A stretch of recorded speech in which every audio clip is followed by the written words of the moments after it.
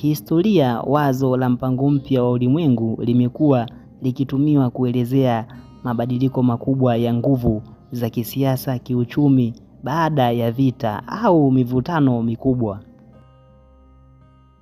Baada ya vita vya kwanza vya dunia mwaka 19 iliundwa taasisi ya kimataifa iliyoitwa League of Nations. Lengo lake ilikuwa ni kuleta mataifa pamoja na kusuluhisha mivutano kwa mazungumzo na kuzuia vita vingine vya kimataifa. Ilikuwa mara ya kwanza katika historia pale ambapo dunia ilijaribu kuwa na jukwaa la pamoja la kudhibiti mivutano. Hata hivyo, ilikumbwa na changamoto kubwa.